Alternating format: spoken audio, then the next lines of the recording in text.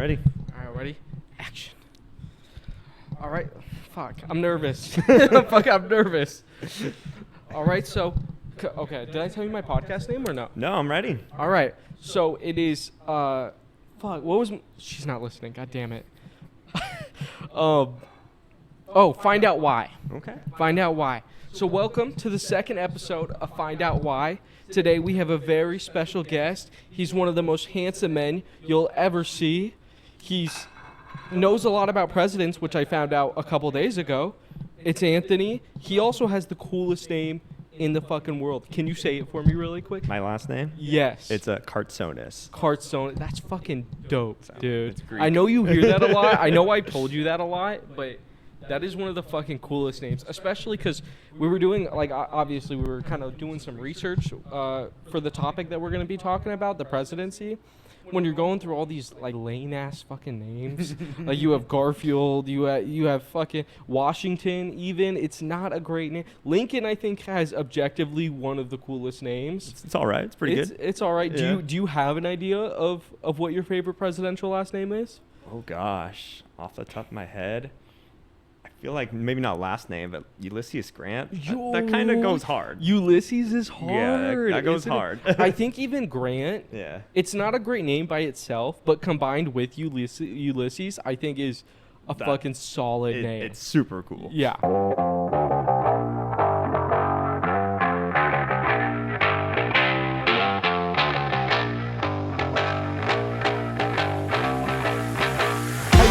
To talk to you a little bit about politics because you've known me for a little bit. You know I fucking love politics. Yes. I had a whole TikTok account that had 3,000 followers, by the way. Wow. Before I stopped posting, all about politics, and we haven't talked a lot about it, but we have talked a little bit. I am kind of curious what where do you lean politically generally? I would say I am probably a slightly left-leaning libertarian type. So Okay. What does that mean exactly? I would say that means that I really do support a lot of libertarian stuff like small government, low taxes, personal freedoms. But so what goes into that when you talk about personal freedoms? So are you kind of like anti-gun control or not? I don't want to say anti-gun control, but is that something that would fall under it? Is it a lot of independent kind of things? Yeah, gun control is an aspect of it. I am pro people having the right to own a gun. Mm-hmm.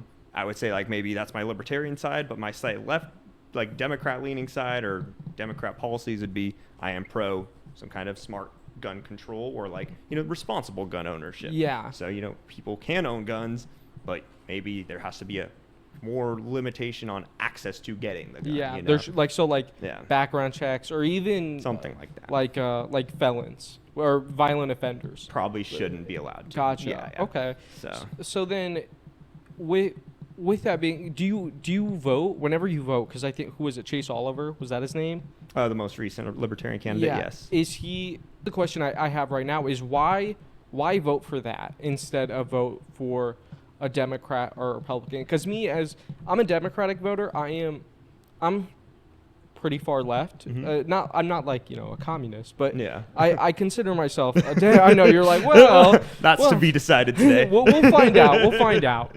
But I consider myself a democratic socialist. I fall in line with a lot of what you were saying about a smaller government. And sorry, my thoughts are all jumbled right now. I'm bouncing from thing to thing Dude, to I'm thing. scaring you right now. Dude, I know you really I are. threaten communism It's on those you. it's those beautiful eyes, dude. I know. How do you think Karl Marx got him, dude? I don't know. He had those pretty eyes, and he just talked a lot of nonsense. Maybe. I was thinking more because the Greek side of it. Yeah. Intimidating you. You're seeing Aristotle sitting across from you right now. Exactly. We're gonna start talking about the meaning of life and shit.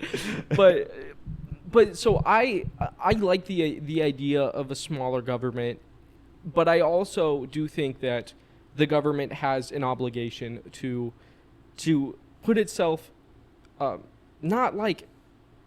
inject itself into certain situations, especially when you're talking about economically and socially. I think there's a big part that the government needs to play because my belief is personally, I think the government is supposed to work to benefit the people that it's overseeing.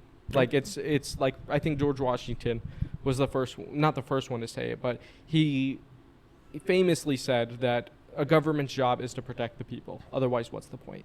And I think protection, when you're talking about protection, I think a lot of that, especially in today's age, is economic speaking.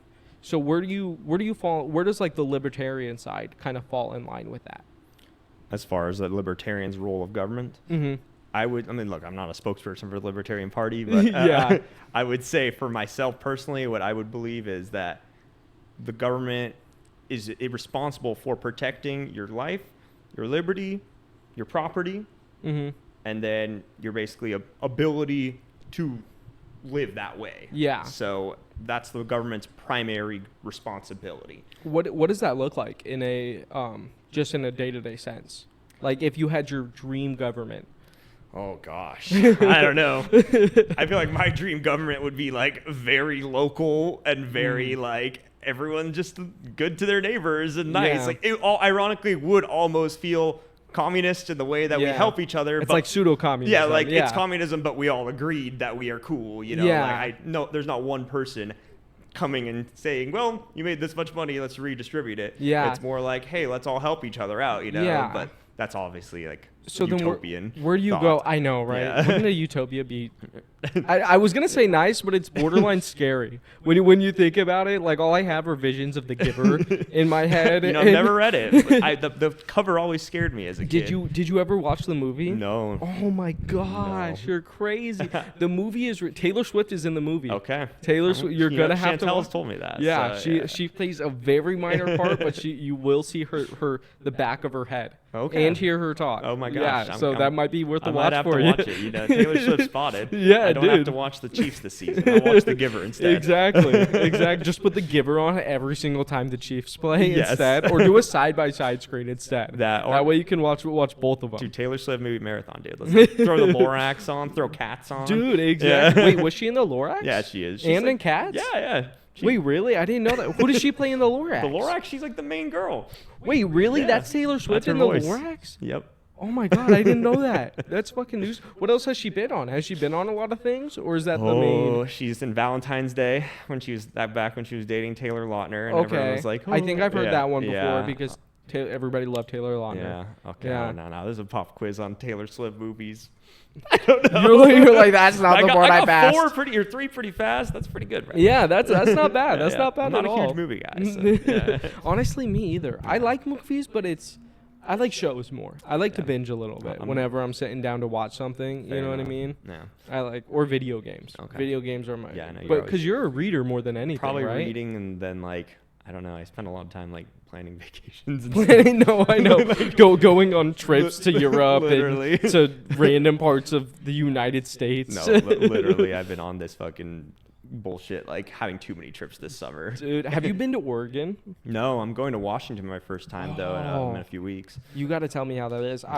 My fiance's been to, I think Washington is where she was at. Okay. There was because she was by the military base. Her family serves over there, and it is from what I've heard, Washington and Oregon are like the two most beautiful places in the United States. I've heard good things. So Yeah. I'm excited to go. I will let you know. I was just in Michigan and it was extremely beautiful. Michigan is really pretty. Yeah, I've been there before. I was in I spent a summer in Ohio and in Michigan. Like I forgot why I was in Michigan, but I was kind of on the border. Okay. So I spent a lot of time in both, and it sucks flying back here to Arizona because In you the go from summer. this like beautiful green like everything looks alive, and then you just come here and it's like it's a wasteland. Yeah. It doesn't look great. The beige-ish, like faded green, brown, yellow. God. There's like Yeah. when you see the blocks from the plane, you see like the little specks of green where the parks definitely are, and that's all that they have The from golf it. courses, too. Yeah, no, Yeah. literally. That's it. Everything else is just nothing but brown. Oh yeah. Yeah. I know Arizona. It's a little bleak. It's just a little bit. No, it's not great. We have our own beauty though. Yeah. We have beauty in the fact that it's really hot and nobody else wants to fucking live here. You got to go up north. You got to go to Flagstaff. No, really. Yeah. Does something? Because how long have you lived in Arizona now? It's been a while, right? It's been almost 10 years exactly. Oh now. my gosh, Yeah. I've actually only been here around a similar time now. yeah. I say only, like Yeah. a decade's a short amount Yeah, of time. literally. Just So- an eighth of my life. No, I know, right? Yeah. Just a long time. That's Yeah. all. No, what was it like when you first moved here to this just disgustingly hot place? Oh gosh, I feel like when I first moved here, so like I don't know if you can see my shirt, but like Never too hot. I don't really mind the heat too bad. Mhm. So especially when I first moved here, like it was actually kind of a culture shock, like Yeah. realizing how few people like to go outside in the heat. Yeah. Like I would come and I didn't have a lot of friends. I obviously moved just new here. Yeah. So I'd ask people like, oh, you want to go hiking today? And it's like 115. They're like, Yeah. absolutely You're not. like, fuck you, Uh, no. That's what they were saying. If I was- you asked me to go on a hike in the middle of the summer, I'm shooting you. Like I am You're no, like, no, sir, you're not no. going. So, Let yeah. me go in October when it's not as hot. It's only 95. No, exactly. I think the longer I've been here, I don't mind the heat as much. I can Yeah. handle it outside. And part of it was, being in football in high school where you have practices in the middle of summer. It's 110 degrees out. And every 30 minutes, by law, the coaches had to stop practice to let you get water for like 10 minutes. That's good. Because I know, right? I think Yeah. because a kid died like the year before. So they were like, we can't let that Yikes. happen. Yeah, I know. Gosh. But yeah, the heat is something inside me like irks. I don't know. I think this is kind of common for a lot of people who live in Arizona when people who aren't from here complain about the heat. Or they like talk about it and I'm like, shut the fuck up. Like stop. It's not even hot in other It's states. not. Yeah, you don't understand heat. No, Yeah. it's not. Especially when I remember when I was like, I had some family come out here who was from Michigan. Yeah. And they were talking about how, like 80 degrees is too hot. 80 degrees is, and they came in the winter. They're like, 80 degrees is sitting down weather. Like, you just sit outside. You can't do anything. My house is set at 80, bro. No, Yeah, literally. yeah. Like, my air conditioning has to fight for its life to get below 80 Yeah. degrees. It's crazy. But, anyways, sorry, we're getting way off topic. We were talking about libertarian, but I think the moment's almost passed a little bit. Sure. Sure. You're like, yeah, whatever. Whatever. Did you like the guy who was running or no? I actually thought I thought he was a pretty decent candidate, Mhm. Chase Oliver. I think maybe talking about third parties. I think part of the reason that third parties don't have a lot of success is people get so caught up in like the cult of personality around the two major parties, you know, and especially it happens every single election. especially Trump. I mean, let's be Yeah. honest. You love him or hate him, the dude is a huge ego and a huge bombastic personality. He's he's So- a juggernaut politically. Oh, yeah. You know what I mean? 100%. From the second he got in, he So- developed such a massive. I mean, yeah, Yeah, ego is right, but yeah, also yeah. just a cult of personality, something Yeah, that people another love it. politician, at least in recent memory, I don't think has been able to quite capture. No, I don't think in my lifetime. I mean, like maybe Obama, but not even like, not in the same way. you know? Yeah. I think Obama had like fandom. Yeah, Trump has exactly. like cult love. You know? Exactly. People So- idolize them almost. Where people weren't like, "Oh, Obama, Yeah. that's my dad." Yeah. You know what I mean? Where Yeah. people are kind of like that with Trump. So then, why go in that direction instead of voting for one of the two major? Because I think the argument you hear a Yeah. lot is a lot of, like, why waste your vote? Why? And that's kind of what I think too. Okay. I know. And so I'm kind of curious why. I can boil it down for you, but it's kind of a deep cut, I would say. So Okay. so here I'll give my little rant. Okay. So if you're ready, Floor's yours. Thank Go you. ahead. So I would say a lot of people use that argument. You're wasting your vote, right? Mhm. So by design, we have an electoral presidential system, right? Yeah. So you might hate this. A lot of I- people hate the electoral college. I hate it. So It's horrific. I would say I'm not a hater, but I am. I think it's a little broken. Okay. So yeah. Agreed. yeah. So then now why it's broken right now, how it works is every state obviously has X amount of representatives plus 2 senators. Add that together. Those are your electoral votes you get for president. Mm-hmm. And every state except 2, I believe Maine and Nebraska, give all of their electors to whoever gets the most votes Yeah. in that state. Yeah. So Instead of doing it by county. instead of doing it by county, by district, by proportion, there's 10 different ways you could do it better Yeah. than that. And to me, that is part of the reason why third parties struggle and why also people don't want you to vote third party. Because, like, for example, in 2016 in Utah, there was a guy, I think his name was McClellan or something. Utahns didn't like Trump. You know, Utahns are nice and posh and clean people, the nice Mormons. Trump is this big, loud, grab him by the pussy motherfucker. Yeah, you know, of course. Doesn't really settle. Locker room talk. Yeah, locker room talk as president. The Utahns don't love that. Yeah. So they had this guy who was local got like 20-some% of the vote in Utah. But Trump still won the state, so all of Utah's, I believe, 6 electoral votes went to Trump. Is that representative democracy? I'd say no. You know, probably Trump should have got maybe 2 or 3 or 4, and that guy should have got 1. He got like 20% of the vote. There's 6 votes. There you go. You need 12% to get 1 elector, in my opinion. But yeah, so that's part of the reason why that I think people don't vote for third party, because in a way it is wasting your vote. Yeah. But with that same logic, no one will ever change their, political views to align better with third parties because of that logic. Yeah, because the two parties definitely have a chokehold. Oh yeah. And I agree with you. I do think there needs to be a change. I think the argument I've seen against third parties quite a bit is that it doesn't feel like, I might be wrong, I may just be spewing out my asshole right now, but it doesn't seem like there's a lot of change from third parties at a local level. It seems a lot of times that they really seem to only make noise when it comes to the presidential election. So they kind of have gained this, which I don't think is necessarily fair. They've kind of gained this reputation as like spoilers. That's their goal, and that was especially something that people said after Hillary lost. They blamed it on third party, which I don't agree with. I think is fucking dumb. But they have gained that reputation. Do you think that there needs to be a focus on a local level, or is there one? And we're, like, people like me who don't pay attention to them, haven't seen it. They're funny you mentioned that. There is some. I know.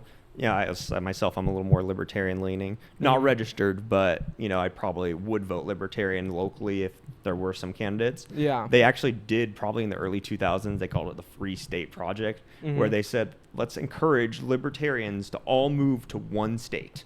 Oh. And they said, we're going to pick a small state that's low population so we can really make a difference politically very fast. Yeah. And they picked New Hampshire. And if you know anything about New Hampshire, it does have a little bit more of a moderate streak, even though it's kind of up in the Northeast where it tends to be very progressive leaning, very left. But New Hampshire, they've had Republican governors.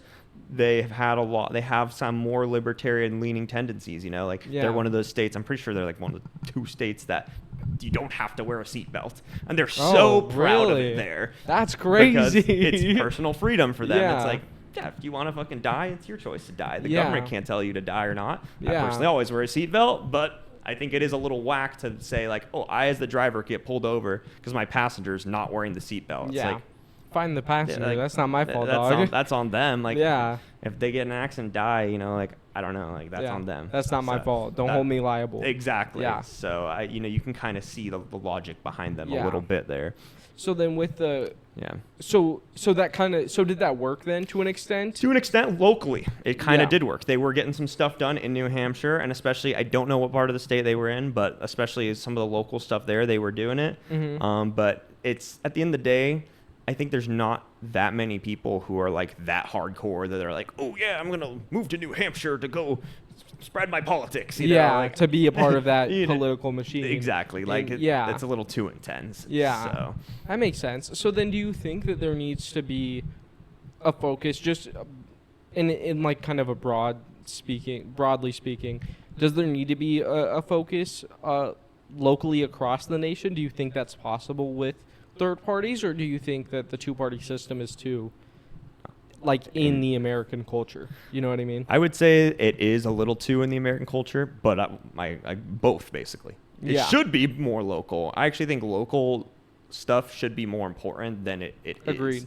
Because we focus so much on who's in DC and who's doing what. It's like, dude, you focus on the big names and big faces when a lot of your day-to-day comes down to your locally elected people. 100%. Yeah. We don't. What's happening in DC, it has some effect on me, but not that much at my day-to-day. Like, not compared to what the local government does. And now it's now I think the things that DC is doing does have a much more visual kind of effect, right? When you're talking about like the ice raids that are happening and and the things like that. But generally, when you're talking about the economy of your city, the way that your criminal system works, the way that like everything about your city and the place that you live runs has to do with local politics, and people don't care. And something that like makes me think of is this year, or this last election cycle, 2024, Arizona voted to protect abortion access constitutionally. Yeah. At that same time, we had two Supreme Court justices, two of the state Supreme Court justices who were up for re-election. Because we have they get named, and I think after 2 years, we get to vote on whether or not to keep them. Yep. And not enough people voted to get rid of them, even though they voted to keep the 1865 abortion ban upheld. The ancient one. Which I think is a really good example of people just not paying attention to local things. They're just seeing the big eye-popping, what's coming at you, what is right in front of your face, instead of local politics. Well, not to dunk on most Americans, but it's just most people are just totally clueless on what's going on. Yeah. You even big national stuff, I would venture to say half Americans probably couldn't name the vice president. Yeah. Yeah, so. I mean, agreed. A lot of people, that's when they're talking a lot about, when you talk about voters and low information voters, it's less low information and more of people who don't care as much, and people who don't think about the effects that a presidency, not even just a presidency, but just things happening around them. Oh, yeah.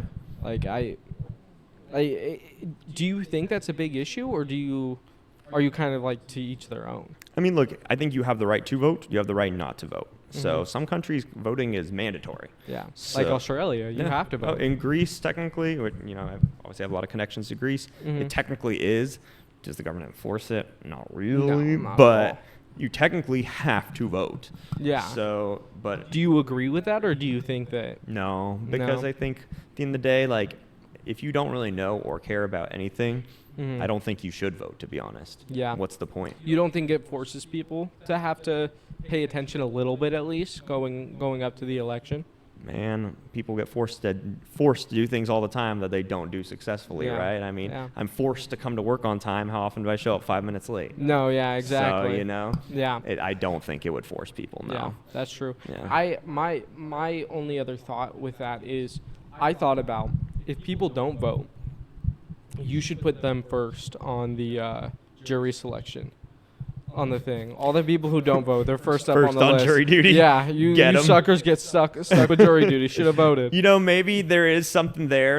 People who don't vote have you've all of a sudden fallen into a second class of you go to community service or something. Yeah. You're cleaning community the sewers, buddy, or service something. is crazy. Yeah, I don't know. Cleaning the sewers. I don't know. You didn't vote. Let's get you real stinky, man. You didn't do your civic duty. You got to do actual duty now. So. You could have just signed the paper, man. Yeah. You didn't do that. Now you're stuck in the sewers. At the same time, I think voting under threat of punishment isn't the best way to make people vote. Especially when you're talking about throwing people in the sewers. Jury duty is arguably worse. Honestly, valid. That's so boring. So, have you had jury duty? I have been called once, and they didn't basically follow up with me. Really? I sent some kind of something I think I was out of state or something at the time, and I sent them I won't be in town, and they just didn't follow up with me about it. Because they can't prove that you didn't get the letter or anything either. So it's so easy to avoid too. Yeah. Which is part of the reason why the court system takes so long too. Just finding the jury alone is exactly. Yeah. So were you this last election? It was obviously very. Every election that I've been alive and conscious for has felt like. It's felt like the most important election. They all do. No, I know, right? I'm like, oh my God. And especially because since I've been, politically aware of anything, Trump has been on the ballot. And Trump is such a big, controversial name and figure that no matter what, it's going to be really hectic and really crazy. Something that I really like to look at going into this last election was just kind of the general legacy of Joe Biden, right? Okay. I don't know. Did you see the TikTok I made on that at all, or no? I did not know. You did- I Man. didn't do my homework. I'm not Rude. very on TikTok. I'm so sorry. Oh yeah, because you don't have TikTok, right? I have it only for if someone texts me a link, I can open it. Really? That's the only reason I have. The discipline that you have to not click on that TikTok and scroll through it is crazy. It's buried in a folder on my phone. I never see it. That's the best way to. I just swipe up and type in TikTok. Yeah. Every time I have a free second, I'm like, all right, let's No. watch some TikTok. I call it the lowest form of entertainment. Yeah, you do. You're a So- TikTok. You're not wrong. Yeah. It's the you know how they're like AI is the worst form of education. Yeah. TikTok is it's the AI yeah. version of education. I'll be honest. A funny TikTok story the other day. Chantel sent me a link of something. So I pull up the TikTok, and then I wanted to look up something that interested me. And TikTok, I guess, has a little like trending thing. Yep. The first two things that were trending were fake. They weren't like real things. Like one What of do you them was mean? like LeBron James announces retirement. You fucking lying. And I was like, oh wow, so like this is crazy. He's retiring, and Yeah. it's a plausible thing. He's an old guy. He's 41. Yeah. So I was like, okay. So I clicked the thing. The video, I thought it was AI, but I'm like, okay. So I just immediately kill off the video. I look Yeah. online, quick Google response. Yeah. No, he's not retiring. But TikTok, Yeah. misinformation on TikTok. The amount of times that I've seen TikToks where people just blatantly lie about something, and I see the TikTok has like 100,000 likes and a couple million views, and I'm like, dude, you could have done 5 seconds of research and literally saw that Literally. this is like one example of this that I saw when. Do you remember when Cory Booker made the 25-hour filibuster? Yes. When that made big news. Mhm. Something, and Cory Booker gets a lot of criticism because of the money he takes from AIPAC, rightfully Yeah. deserved, I think. Mm-hmm.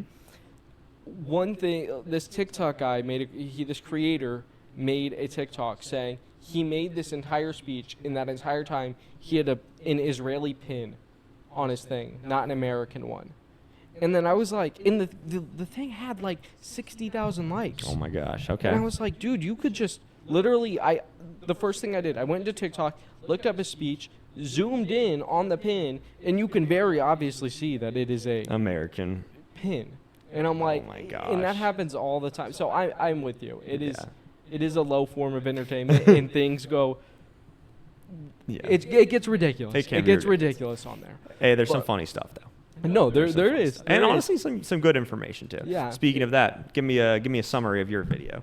Oh, okay, Yeah, yeah. Summary of my video. Yeah. So, I really like to look at Joe Biden's as a character throughout his entire life. I think he's incredibly interesting. Okay. He's really old, obviously. He's 80, what is he, 80 something? 2, I think. 82, Yeah. old as shit.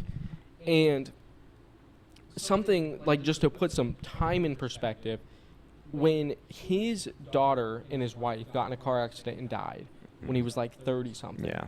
Richard Nixon called him to give him his condolences, which is crazy. Like, Yeah. Richard Nixon is like Vietnam. Yeah. My grandpa was alive during Richard Nixon, which is crazy. And his entire political career, he has kind of been. There are some things that you can criticize him, especially he came in when segregation was a big issue. Segregation was technically over, but there were still a lot of ways that states were kind of undermining it. Getting around it. Yeah.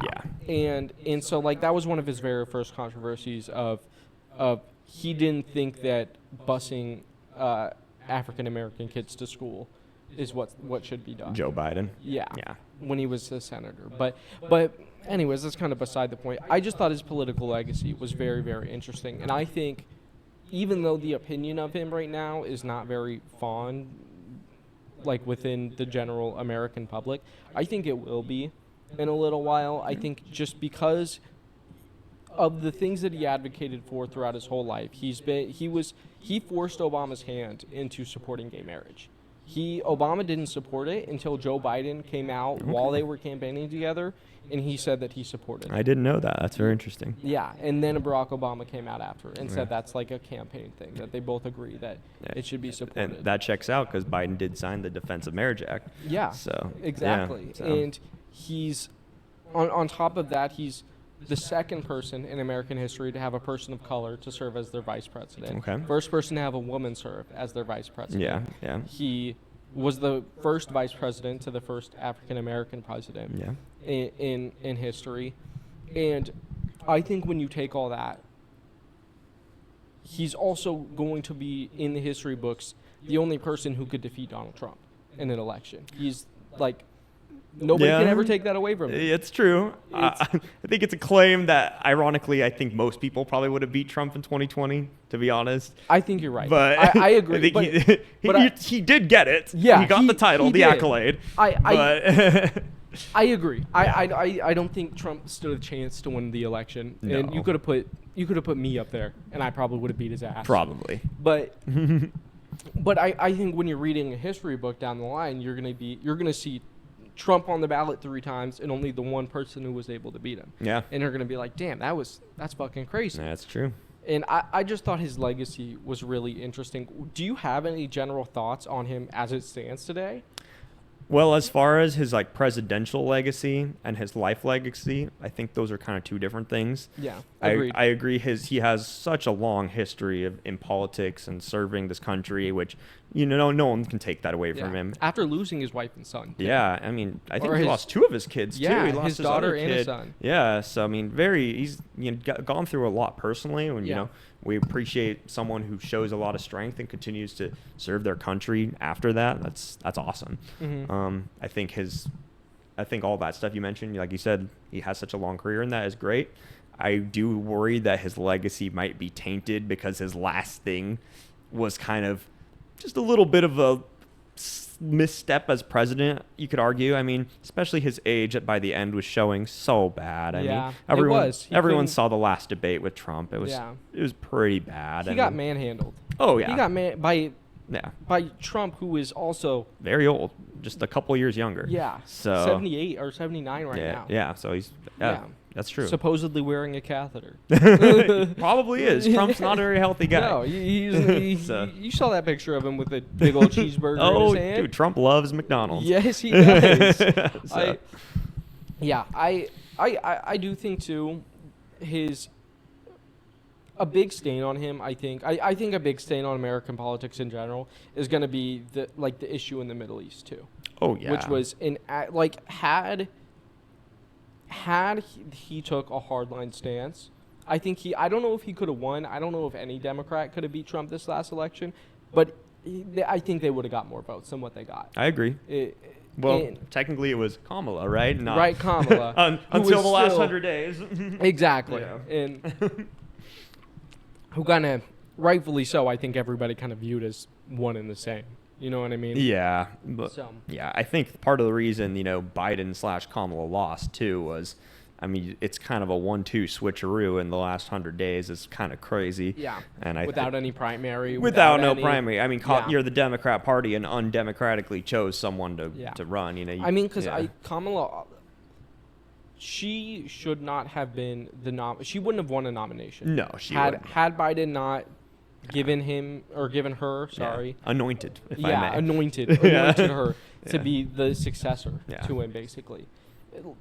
She wouldn't have won. Bernie probably honestly would have won. Honestly, I think if Bernie had kept running for president, we would have had a President Sanders. Absolutely. Yeah, and that guy has so much integrity. I mean, it would have been such a different presidency than what we have now. I mean, even had he won in 2020, I think he would. But he's so anti-establishment. Yeah, And the Democratic Party is such an establishment that, you saw it with the 2020 primary. Yeah. Where all the candidates dropped out and supported Biden.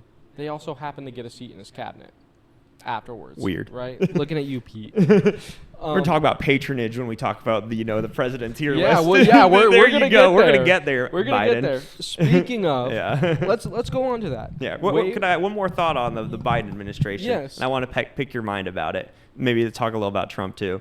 Okay. I'm so down. I love big politics. Biden era issue. I would argue the biggest, the coronavirus pandemic. Mm-hmm. What do you think people are going to think about both their presidents' handlings of it? Because arguably they had similar responses. They did. Maybe Biden's a little more extreme with the protection stuff, Trump a little more pushy to end it, you know? Trump's problem, I think Trump's biggest problem with the coronavirus was the misinformation he spread, and then the economic thing that he did. His economic approach is very laissez-faire. Yeah. Let the economy run. It'll work its kinks out. Yep. It'll be fine. Okay. Which I don't believe in personally. And people were struggling, and I think it was just this perfect storm where people were dying. He didn't really want to enact a lot of protections. All the protections that he enacted, Congress kind of forced his hand into. Yeah, Congress, the media, Yeah. local governments. A lot of it was local, state by state, you know? Yeah, because a lot of it was state issues. Yeah, so. And Biden, especially when he first came in, had the exact opposite response, right? Like, I knew people in the military who lost their jobs afterwards because they refused to get the vaccine, which you can agree or disagree with. But at the end of the day, the policy itself, I don't think changed that much. No, it didn't. Like, they handled it very similarly. Yeah. It's just one of them looked like a buffoon when he was talking about drinking bleach, and the other one said, let's just trust the scientists on this one. You know what I mean? So you think people will look fondly on Biden's response, or they're going to kind of be like, ugh? I think because of the economic response that he had to it, the fact that he's going to kind of be looked at as somebody who,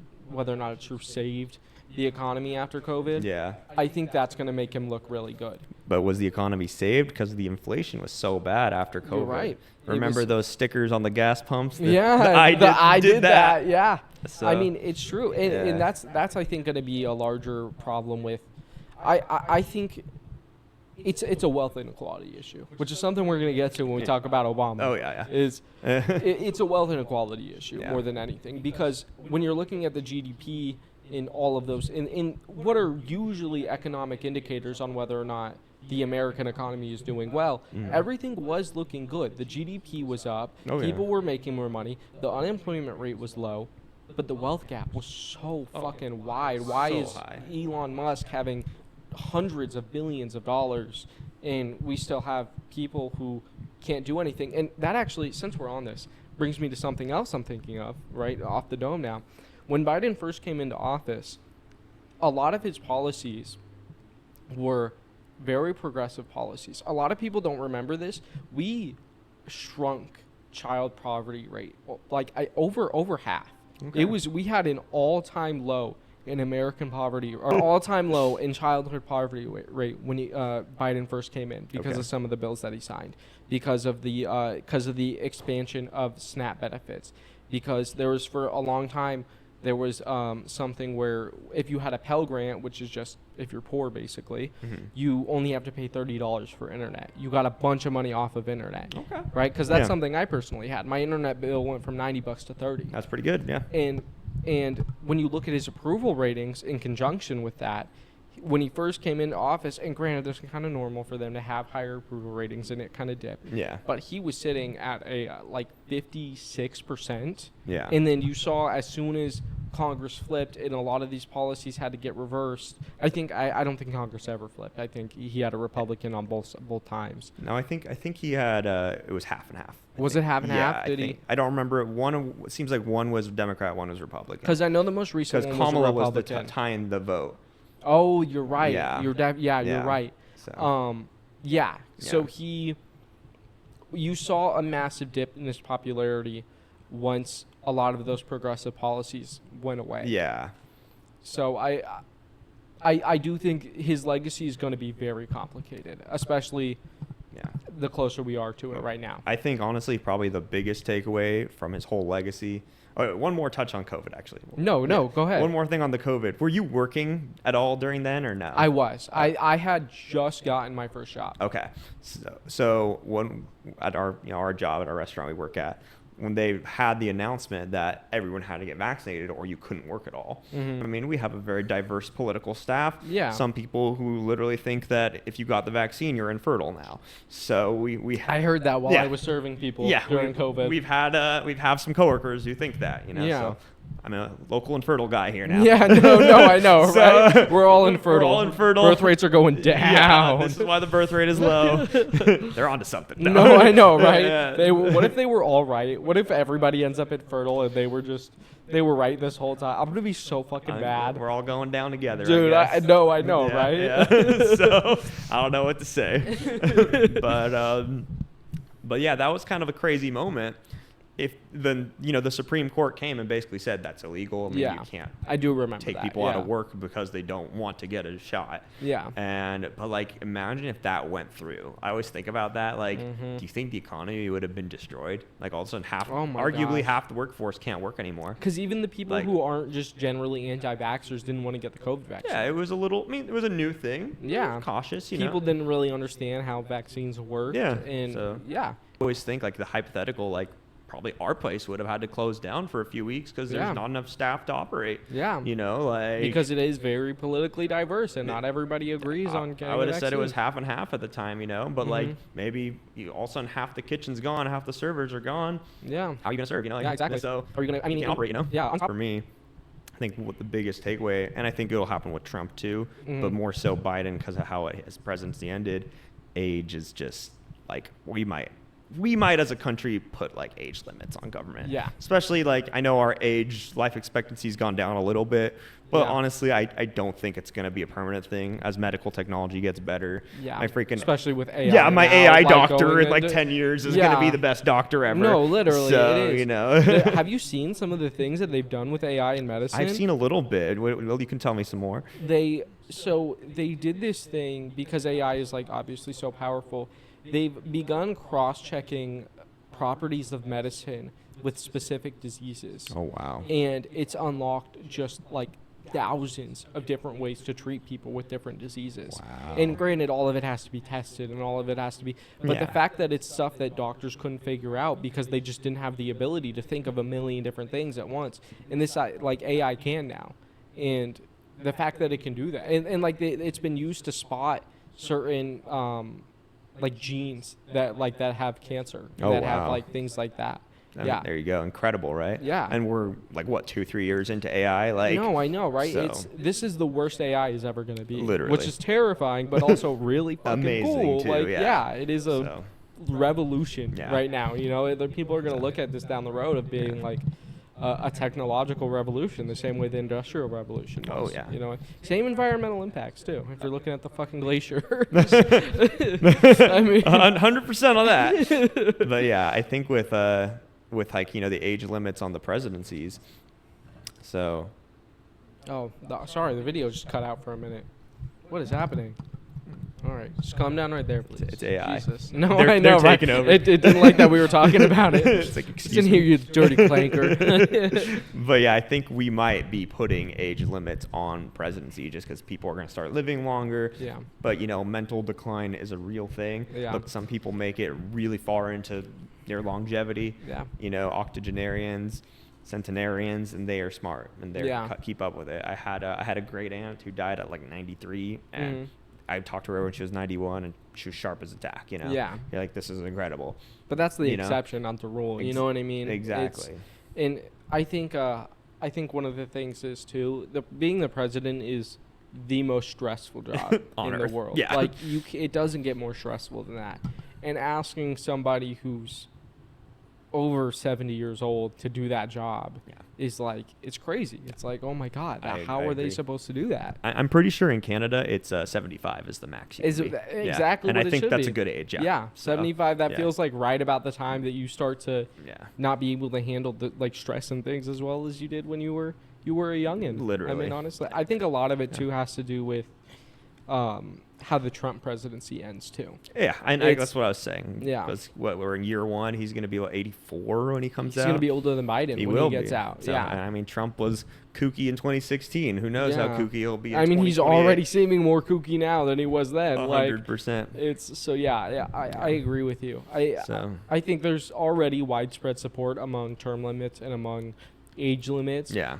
I think depending on what happens after the Trump presidency, whether or not he gets through a presidency, we're gonna see age limits change. Yeah. I agree with I you. think 100%. I think that might be the biggest legacy. Yeah. But anyway, I've cut you off like 3 times. No, you're all good. We're having the Yeah. conversation. Jump into the point. I'm gonna grab some water and some chapstick. Oh man, I think a lot of Joe Biden's legacy is going to depend on how the next 4 years go with Donald Trump. Yeah.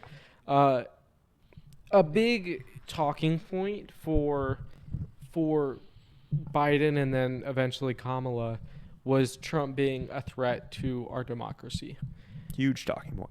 And first, before I go on, do you agree with that? Do you think there was any validity there, or do you think it was because there's a lot of people saying like it's fear mongering? I think it is fear mongering, but there is shreds of truth to it. Yeah. So I think no, I don't think democracy is currently dead. Yeah. Because Trump won the election. Exactly. But I think that the way that Trump's operating is not good for the future of democracy. Yeah. So, I would completely agree. Yeah. They were really acting like we would not have any more elections yeah. if Trump won, Yeah. and that is very much fear mongering Yeah. because I don't think that's the case. But they were, I think, right in comparing Trump to somebody who has a lot of authoritarian tendencies. Oh yeah. When you look a lot, especially right, like we're going to talk right now about what's happened in the 8 months. Has it been 8 months? He took office in January. It's August. Yeah. Yeah, 8 months Yeah. since he took office. Yeah. And a lot of what he does, I think, really comes out of like an authoritarian playbook. Especially, it's a new age authoritarianism because you can't control America in the same way that like Putin was able to take over Russia, because he did it capitalizing on a place that already had a basically dictatorship for years and years and years. Correct. So the way that he would have to go about it is very different. And something I think you're seeing him do a lot now is going after media. Oh yeah. Do you think the assessment has been correct so far, or do you think? I would say there is truth to it, but not correct. I think the presidential power that Trump has brought is dangerous, not just for Trump, but for the next presidents too. Because right now, Trump is using executive power. He's taken so much more than the president's ever had. It's a new precedent. Yeah. It really is. It's totally new. And the presidential power has been increasing over the years. Agreed. I mean, back in the day, we just talked about every single president. Presidents didn't do this stuff. Like, No. there was no emergency powers. We were just talking about Coolidge. Yeah. Silent Cal, Yeah. who hated the veto. The Emergency Powers Act, I think, was granted by Congress to, I want to say FDR, to do things during the Great Depression or World War II. Yeah. I want to During times of great. Yeah. And Which is objectively feels like a terrible. well, you've seen Revenge of the Sith. Yeah.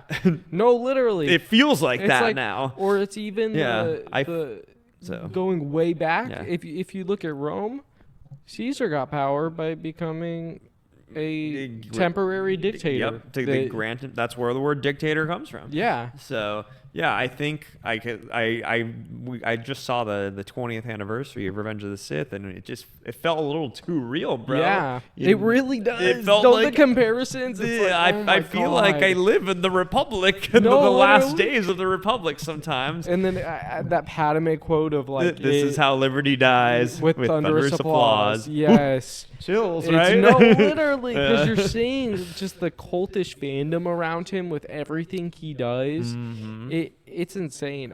Something that's been really scary too has been the ice raids. Yeah. I think happening. Yeah, It's- you've mentioned that you have some more personal fears with your fiance and stuff with it too. Exactly. Yeah. I have a lot of, and even just being in Arizona, Yeah. we know a lot of people who are Hispanic. Oh, And yeah.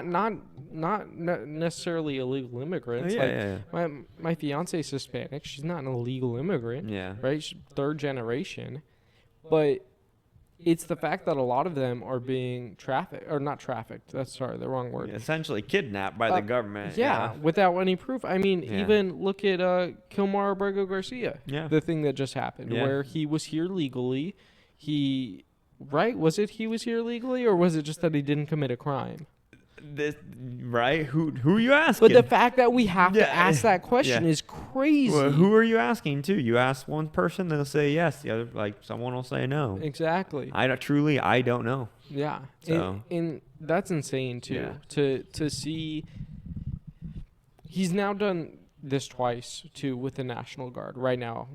This is gonna come out weeks after him taking over DC. Yeah. But what we're seeing as it stands, what is this, August 14th? Mm-hmm. As it stands today, he is now in LA and in DC taking over the National Guard in an attempt to suppress the populace. Yep. Which, again, is a very authoritarian kind of thing and a scary thing. And I do think so far the American public has done a great job at large in fighting back in terms of protesting, in terms of, especially because there are still protests happening every single day. Oh, yeah. Massive constantly, 24-hour protests. Yeah. You know? And the biggest thing is with this is it's kind of a touchy subject right now, but he's doing a terrible job at controlling the populace and in doing what, in theory, I believe he's trying to do. Yeah. And exert more power. I think he's trying to look like the strong man, but I think all he's doing is uniting more people against him now. It's hard to say. It's really hard to say. I think before the ICE raid started, I would actually venture to say most people were in support of deporting illegal immigrants. Yeah. But because I think a lot of people thought about it as the criminals. Yeah. And the people who are committing crimes. Oh, yeah. And you're not going to find a single person who thinks that if they commit crimes, they should be here. That's one of those like 90-10 issues. Like, I'm Yeah. sure there are a few people who are like, yeah, it's whatever, they commit a crime, we can figure it out. Most people will be like, no, don't come to America and commit crimes. Yeah. And it's such a small population of illegal immigrants that do it too. Oh, yeah. It's not like they have one of the lowest crime rates among any population. Because think about it. Who the fuck is coming to America and then, like, for a better life and then committing crimes to go knowing that it's very possible they get deported? It's a very small group of people. Yeah. Exactly. A lot of people who come are truly either refugees or people who are just really down and out who really are trying to turn it around, you know? Yeah. So. And that's kind of interesting too, because a lot of them, there's a very high amount that come from Venezuela and Colombia. Yep. And something that the previous administration tried to do was in Venezuela set up a free and fair election with the president. In exchange, we would lift all of our sanctions on them so that they could prosper. The president at the time was very, supported it, supposedly. Election came around. He stole the election. Yeah. And but I think the U.S. meddling and foreign affairs like that almost never goes well, you know. Exactly, and the thing is too that they were doing it in hopes that then Venezuelans would stop coming to the U.S. Exactly. Yeah. They were trying to do it in a more ethical way than what the last, we talked about it before. Last several administrations have treated illegal immigrants like at the border. What are your just kind of like general thoughts of Donald Trump in what he's done so far? Because I have my feelings. I despise the man. I think his biggest policy thing that he has been doing is the ICE raids, and I think those really started from a place that he was gonna get brownie points. But he had a lot of support behind it. He had a lot of support. I think that was more leaning on his side. I think the way that it's been executed, it's gone very poorly. Mm-hmm. I think they don't look good. Agreed. It's not. At the end of the day, you're rounding up people who aren't all criminals. So like, yes, it's great when you get the criminals, but when you get also non-criminals and then you're profiling people because they might be a criminal, Exactly. it ends up looking really bad. Yeah. And I mean, and I get worried too. Like Yeah. whenever we go to California, you have to go through a border patrol checkpoint. Yeah. I'm worried that we're gonna get pulled over and profiled because the girl next to me is not white. Yeah. You know what I mean? no, literally. And that's terrifying. That's a reality. And Yeah. I'm like, hey, carry your passport. If Yeah. you're not a white person, carry your passport because at this point, an ID might not be enough. Sadly, you're kind of there. Like, I think that's being a little overly cautious, but you know, at the same time, some people carry a gun. Yeah. That's overly cautious too, you know? Yeah. So Sometimes you kind of have to be. exactly, You know what I mean? and if you're afraid, it's not a bad move, you know? Yeah. So, Yeah, exactly. I really think of all the stuff in his administration that he's done. I mean, he's done so many emergency stuff. I actually think he's trying his best to broker peace on all these wars. Yeah. I mean, I'd argue he's done better than the last administration. I'd agree. Yeah. I'd agree. So, I think the last administration kind of let other countries kick us in the balls and tell us that they'd work on it, and yeah. he's at least putting a cup on. Yeah. You know what I mean? Yeah, basically, like, okay. And, you know, Trump's kind of such a big personality. Like, he's going to be front and center for all these talks. And, Yeah. he will. He likes the attention. Yeah, he has no problem really saying how he feels. Like, Yeah. If he feels like he's getting screwed by someone, he's going to be like, yeah, fuck you. Yeah. You're screwing me over. He'll tell you. Yeah, Yeah. he'll tell you how you feel. Yeah. Which is why he got so much support in the first place. Oh, yeah. So, For all that. yeah. How do you feel about all of the people that he's instilled in his cabinet? The Kash Patels, the RFKs, RFK is a character for sure. I mean, honestly, first off, I'm not anti-vax, so I don't. I'm pro-choice on that. You Yeah. want to get a vaccine, get a vaccine. You don't, you don't. Yeah. But I think you should. that But vaccines work. I truly think they work. Yeah. But if you don't want to, whatever, dude, that's on you, bro. That's your decision, Have fun yeah. with measles. No, So, literally. yeah. Have fun dying. Yeah. Like, So that's on you. So RFK being the health guy, there's a certain irony to that. But I mean, there's other things he says that are good. I mean, Yeah. I think he's pushing for healthier food in the U.S. yeah. He Like is. trying to talk about red dyes and all that shit. I mean, Yeah. the food in the U.S. is poison. No, yeah. So, Absolutely. It's interesting, RFK specifically, because he is so contrary to general Republican belief of deregulation. Oh yeah. And he's like, no, regulate them more. We Yeah. need to get, which I think is just a very interesting. Yeah. To be honest though, like Trump is not super anti-regulation. He's just pro-Trump regulation. Yeah, you know? exactly. I mean more of like the Republican Party at whole. Yeah, Like yeah. the aspects outside of Trump Yes. generally lean towards Yeah. anti-regulation. Correct. I think. Yeah. I have a feeling it's going to take us a while to recover as a country after this administration. And not even just in terms of like getting things reaching a new sense of normalcy. Nothing I think is ever Yeah. going to feel like truly normal. Not for a while now. Yeah.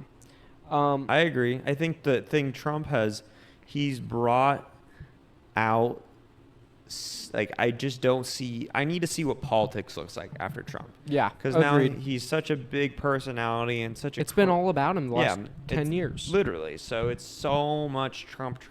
Like, what does the post-Trump world look Yeah. like? And I think... How do you navigate that? How do we navigate that? Yeah. And I think the culture wars... I mean, we're at a new stage of the culture war where, like, Republicans are almost, like, the crazy ones. They're the now. new SJWs. Yeah, they're you know what I literally mean? Like, kind of. So I think I'd woke agree. has played itself out a little bit, Yeah. and it's like, What's the next culture war going to be now? You know what I mean? Because I don't think culture wars are ever going to go away. I don't. I don't know. It's hard to say. I'd like to think it will, Yeah. but it might not be for a while. I just think with the emergence of social media, and specifically quick form social media like TikTok Yeah. and Instagram Reels and YouTube Shorts, Yeah. all those things, I think that really inflames Well, a people lot can of culture pick wars. anything, any topic they want to do, and Mhm. it can be something so trivial, that no one cares about. Yeah. Like the Sydney Sweeney ad, like it's another culture war thing. She was crazy. I was like, people were like, it's a dog whistle, and it's like, that's not what the dog whistle is, dude. That's No. not like, It's a cheeky joke that's mildly in poor taste. yeah, Like, it's not great. Like, it's Yeah. not a good ad, but yeah.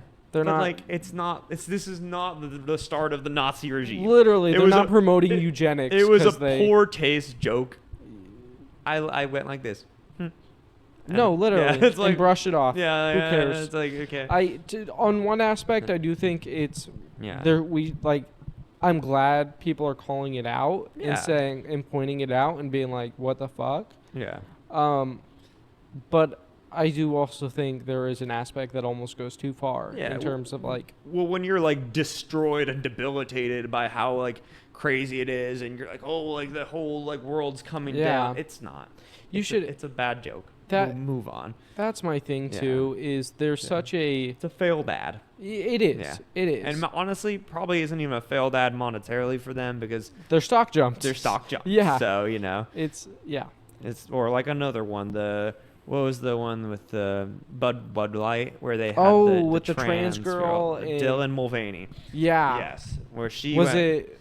Wait. Okay. Sorry. Go ahead. Dylan Mulvaney. She went on there and she was the spokesperson for Bud Light, Mhm. and obviously now the Republicans who are so anti woke, Yeah. they can't even fathom having a transsexual person as the spokesperson for a Yeah. beer. Because it offends them It so offends them highly. so deeply. It's like, dude, like that's why I'm saying like they've become the snowflakes too. No, they really have. So, That's yeah. The hypocrisy kills me too a Oh, lot. yeah. Like, how are you going to be the party of the supposedly the party of personal freedom? And, Yeah. in especially freedom of religion, which they love to preach about, Mhm. and yet you don't let anybody do what they want to do. If Well, somebody and- wants to be something, And let them. to me, it's totally fine if you don't support that and you don't just don't drink the beer. But when you're gonna go and act like it's the end of the world about it, like and go cry online, Yeah, that's where it's like the culture war stuff gets ridiculous. Yeah. exactly. Do I think the ad was offensive? No. But do I think it was a smart ad? Absolutely not. Yeah. Who drinks Bud Light? Know your base. Yeah, know know who your you're talking base. to. Like, if you were a different kind of beer company, Yeah. who I don't know if any beer company should really Yeah. dive into any kind of political thing, because, Yeah, you probably shouldn't. but yeah, that is just an important thing of Yeah. knowing who you're like. Even Target, Yeah. right? For instance, when Oh, they had like the underwear or something. well, no, it wasn't even that. It was the during the Black Lives Matter movement, they had a massive push towards supporting black communities. Okay. And then as soon as Trump got elected, they took away their DEI policies, Okay. which led to a massive boycott. Yeah, they switched And that's up. another thing where you didn't have to do that. You Yeah. didn't have to eliminate your DEI policy. You're just isolating the people who support you now, Yeah. which hurts your business. Well, this is the thing, though, and I was talking about this with some friends the other day. These are big evil corporations. Yeah. They're not. Mhm. They don't care. They They are don't give a going to shit. whoever's going to make them more money. Yeah. So now they're taking an assumption, and a fair assumption. Half the country feels this way. Mm-hmm. So if we join on their side, our business is higher than if we go on the other one, right? Yeah. Exactly. So And again, that's just I think where it's important to know who you're talking to. Yeah. In terms of it being a business. yeah. So, do you think Trump's gonna make it through this whole term? Like as far Without- as his life, like, he's just cold. Yeah, that's more what I mean. Uh-oh. He's old. I feel hot take. This is my hot take. This is conspiracy theory territory right I'm here. ready. Okay, Should I get this is not Should we bust out the corroborated. tin hats? Yes, put on the tin hats. Okay. This is not. Mm. This is a alleged conspiracy theory. Okay. I'm ready. So the Epstein files. Yeah. Right. Everybody's talking about the Epstein files. Yes. Both sides. And Trump recently is in a lawsuit with Rupert Murdoch, Okay. the guy who owns Fox News. Yes. J.D. Vance went to Murdoch's mansion Okay. to talk with him privately, Mhm. just him and Murdoch. Okay. And my thing is, J.D. Vance is very much somebody. He's a snake. He's a snake in the grass. Yeah. He's a political opportunist. 100%. And I very much believe that he coordinated to an extent with Murdoch, trying to take Trump down a peg in order to hopefully find some kind of ground to get rid of him and become the president. Wow. Yeah, that's tin hat. Yeah, it is tin hat. Yeah. It is. That's. I mean, look, plausible, maybe. Possible, I guess. Likely, no. Exactly. Yeah. Yeah. You know? That's my realm of Yeah. of if J.D. Vance is this evil opportunist, that's totally what he was doing there. Yeah. But yeah, I'm with you. It's not Just, incredibly likely. I don't think so. Yeah. I'm not too huge on conspiracies. Yeah. So, Me too. yeah. I'm with you. I like to try and keep an even head Yeah. most of the time. So, but Yeah. there's some that tickle your brain sometimes, What's the one that gets you? I don't know, bro. I can't really think off the top of my head.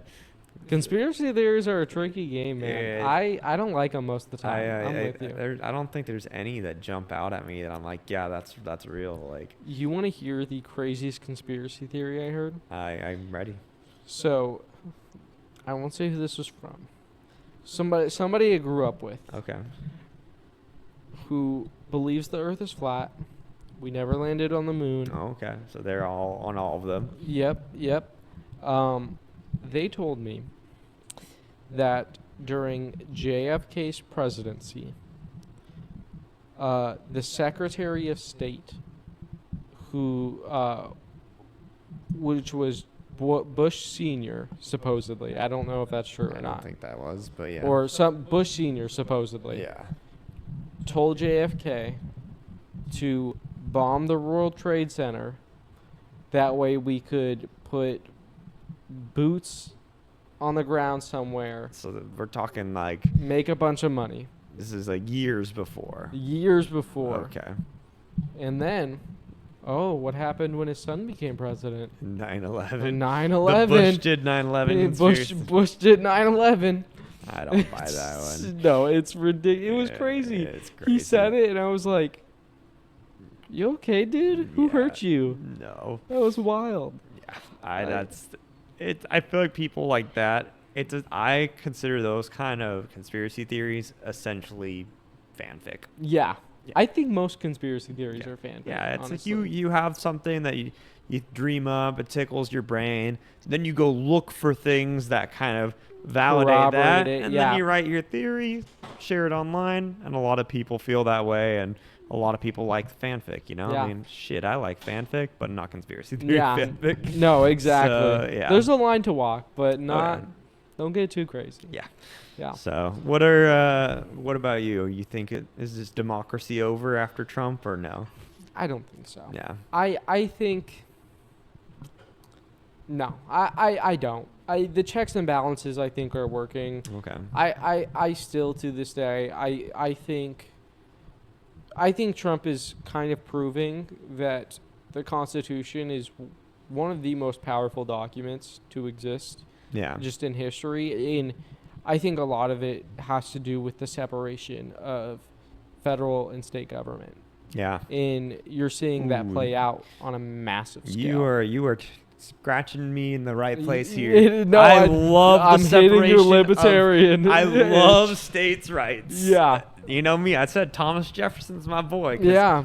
But this is the thing I love. Like, I love that Gavin Newsom in California is out here standing up to Trump and Yeah. doing his thing.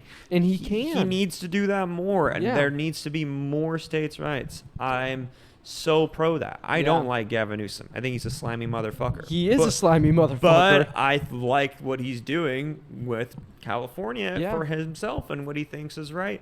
Yeah. Each state in my brain should operate a little more like its own country. I agreed. We have 50 experiments. Every state can do something a little different and Yeah. then see what's good and then copy and paste with Yeah. states, Now, is that good for unity overall? God, Probably no. not. Yeah, probably not.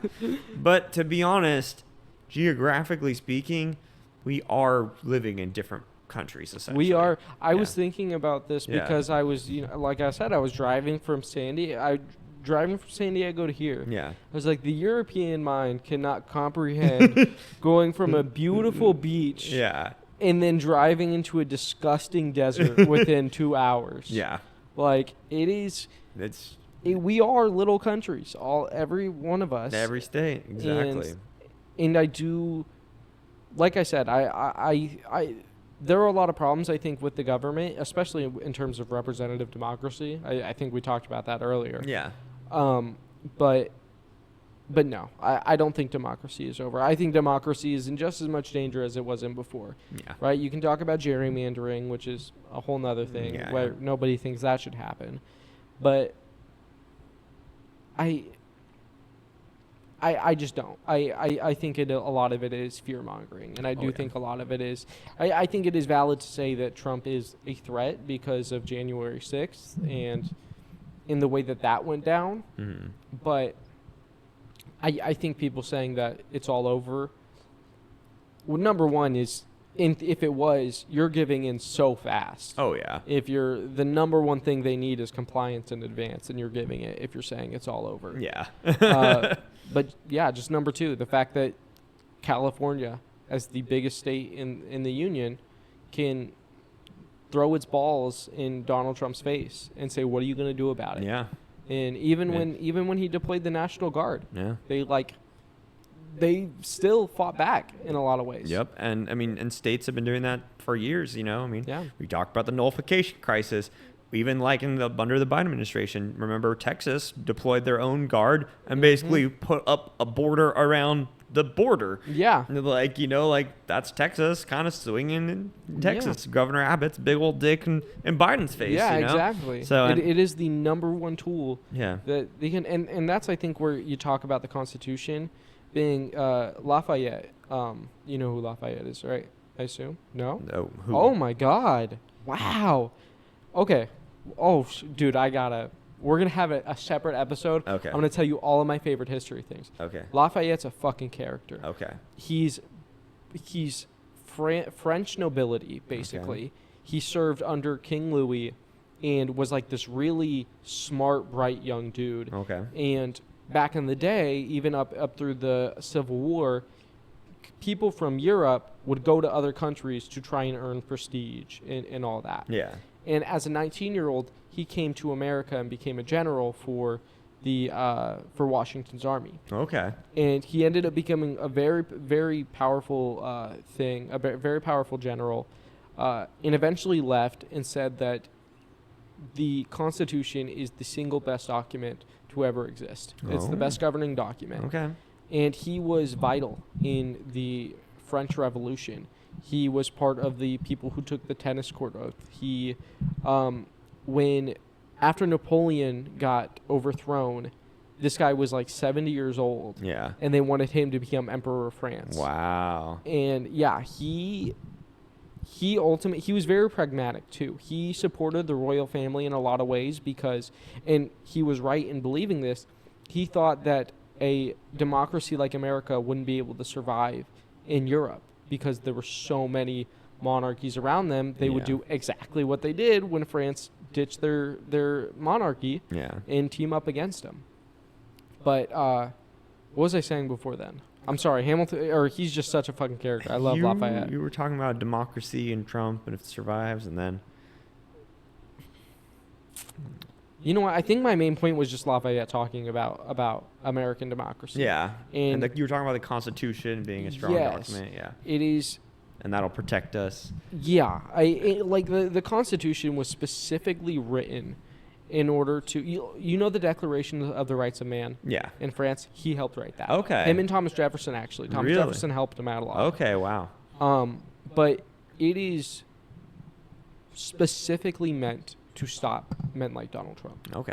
which, I don't think that's a hot take. It was specifically meant to stop tyranny. No, I agree. I And- think that's exactly like the right to bear arms. Low key, Yeah. it's about the right to bear arms against the government. Yeah, And, it is. yeah. And I mean, you're seeing, I think something interesting that's happening culturally is because of everything that's happening, the left is changing their tune a lot.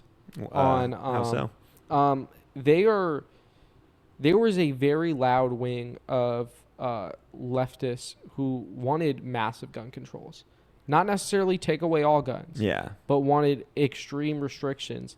Because of everything that's happening, you're seeing that branch of the kind of leftist coalition really be super fucking quiet. Yeah. Because like maybe we should buy a gun. no, literally, Yeah. literally, you're seeing people who before didn't believe in guns want guns. Yeah. Because this is the reason, Oh yeah. right? For this reason, it's fine. It's whatever. Yeah.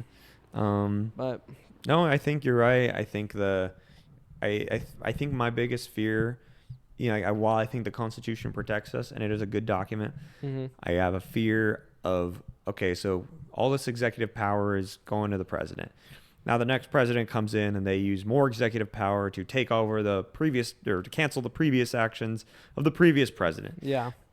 How many presidents down the line is it where an emergency happens and it's an emergency so big that, hey, the new emergency is we don't need another election. Yeah. Agreed. Yeah. Agreed. It is a scary precedent Yeah, to which to set. they've done in Ukraine. They have elections postponed until the war's over. Yeah. Is that right? Even Abraham Lincoln ran an election during the Civil War. Yeah. So. And yeah, I'm with you. Granted, in Ukraine it's a little different because their constitution specifically prevents it. Correct. Which but is that as good of a constitution as ours then? Yeah, exactly. Yeah. Because that is terrifying, right? Who's to say that a president just doesn't continuously call wars on tiny people that we can just pretend that we're at war? Who says they don't call a war in the Middle East for 20 years? Yeah. And say we can't have elections because we're in a war. Exactly. So it's something like that. That's frightening. Yeah, I'm with you. The expansion of executive power, I also agree is scary. Yeah. And I'm because I think Congress, when Trump becomes a lame duck president, because he's not yet, because he's still pretty early in this term, I would expect after the primaries for this next midterm cycle, I would expect Congress to exert a lot more authority, and I'm not hopeful. Yeah. We'll see. I think the Democrats are set to take control of so? the House and the Senate. Okay. Yeah, I think so, because it's generally what happens is after the first set of midterms on this, or yes, at midterms usually it flips. Yeah. Usually the president loses control. They do. Yeah. So I'd expect that to happen, along with the fact that his policies are so unpopular. Yeah. And he is continuing to drop in the poll, not in the polls, but with popularity with voters. And his agenda is not going to be working. And I'd like to think they'd see the corruption and be like, what the fuck? What about us? I'd like to think that. We will see. Yeah. It's the midterms are still a year out, so it's hard to say.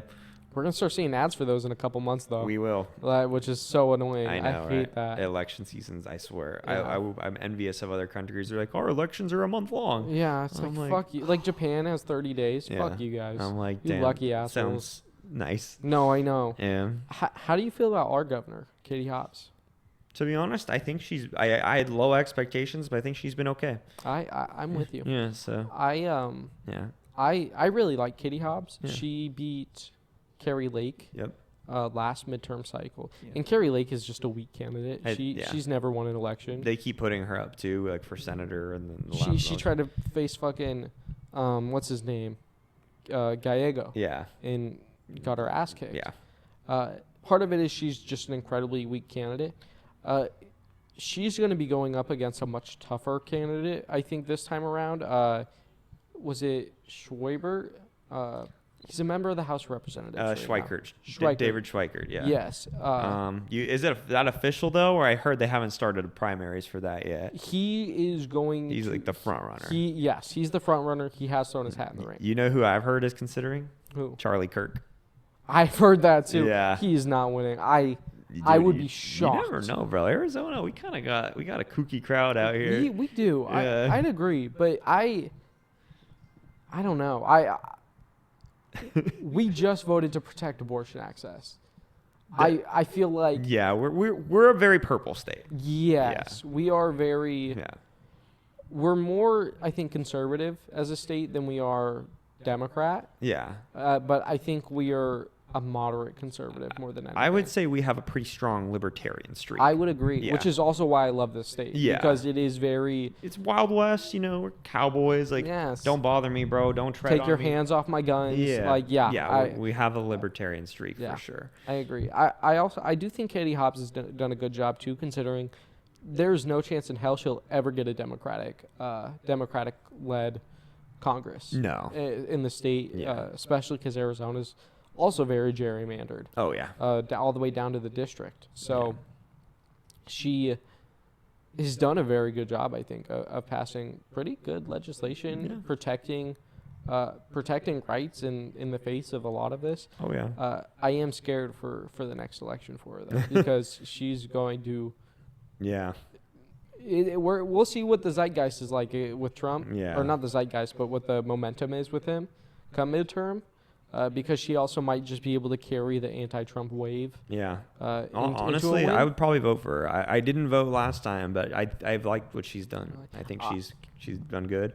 The midterms that year was my first election I could vote in. Okay. And I didn't vote for her in the primary. I can't remember his name. He was from Tucson.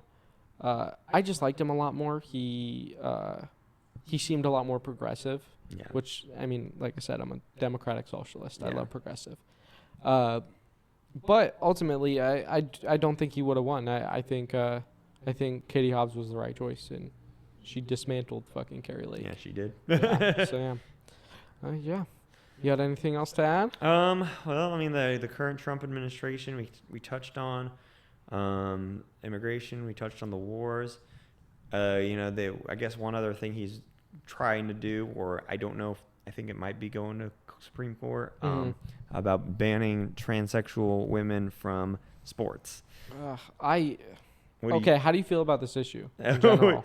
I'm going to say this. I think that I don't think probably trans women should be in men's sports. It's unfortunate to say, but I think it kind of takes away from women's sports. Did you hear Pete Buttigieg's take on this, or no? No, I didn't, and I love Pete Buttigieg. So what did he say? I loved his take on it. Politics has the current political system has created such an issue or something that's a non-issue. Yeah. This is not a issue that needs to be handled at the federal level. Okay. Because ultimately there are a couple hundred high school, very few, yeah. Among hundreds of thousands. Yeah. Like, the percentage of trans people playing sports is so low that this is something that should be handled by local officials, by people at the local level who decide whether or not this is. And because in kind of to work off your point, there's also a difference between every case is different. There are cases, I'm sure, where there are men who just won awards, and even however, I'm sure it barely happens, and decide that they want to identify one way, even if they don't believe it, to get awards. For that, there is also a lot of trans people who go through a lot of things, and when you've been on hormone therapy and things for so long, eventually your body becomes more like a woman than it is a man. Your bone density decreases, your strength decreases. Yeah. A lot of your athletics turn into something more akin to a woman than a man. And I think there needs to be specific testing for that to see what's the line, and do you meet that line? But I do agree with I think a lot of the sentiment of it's not super fair that somebody who naturally has an athletic advantage should be allowed to play. But I also do think on that same aspect, they shouldn't be denied the ability to play in a high school sport because they want to. it's hard. It's a hard line to walk. That's exactly what you're right. I think you touched on something like what you're saying about like having like a judgment scale. You're right. It's so few people. It's case by case. Mm-hmm. That's up to smarter people than us to Exactly. decide how. We're just some dumbasses on a couch. If they're women or not, I don't really know the full science behind that. I think where it starts to get a little dicey is, on a collegiate level or on even a high school level where, perhaps scholarships are on the line. I could get that. I think, but what you're right is at the end of the day, like, it sucks where someone who is trans probably wouldn't feel comfortable, like a woman who's originally a man wouldn't feel comfortable playing on the men's team anymore or on the men's side of the sport anymore. But to be put on the women's sport, if they are athletically gifted, puts them at an advantage and taking away from the women. Yeah. It's like a really shitty situation to be put in either way. And I mean, too, the thing is, too, when you're talking about if you force them to be on a men's team, there's a much higher likelihood of I mean, and just talking about the high school level, there's a higher likelihood of being bullied. Oh, yeah. And being, like, even as somebody even who... in college. Yeah. Yeah. It's, like, somebody... I played football for my whole life. Yeah. And while I felt a certain way about these things, a lot of the men around me didn't. A lot of men, dumbass white boys who grow up privileged as shit, aren't very accepting of people who are different. Oh yeah. And that's the honest case around the country, and that's not. It's not. That has nothing to do with race. That has nothing to do with ethnicity. Dumbass white boy. I think it's so many people just dumbass boys. Yeah, just dumbass boys being boys. So. And it's. So it is hard. Like you want to avoid that, but again, I'm like we were just talking about. It's a local thing. The government should not be playing a role. I agree. I think it should be more local. Then I guess that maybe then would you say the government should play a role in trans people in bathrooms? That's so fucking dumb. I hate that. It is so fucking stupid. Trans people, yes, this triggers me. This pisses me off. Okay. Because let me tell you something. Grown men with beards are not waiting for a law to walk into a woman's bathroom to prey on girls. That's not happening. They don't need a law for that to happen. If they wanted to do that, they weren't waiting. They were going to do it. It's so fucking stupid. People are not doing that. That does not happen. If somebody is transgender, it shouldn't fucking matter. They should be allowed to go into a woman's restroom and use the restroom that they feel comfortable in. I agree with that to some extent. This is where I'm going to say, though. So, like, I used to be a manager at a gym for years. Okay. And I worked at the gym for 7 years. So I've had my fair share of trans people with locker rooms. Okay. Because, you're on the block for 7 years.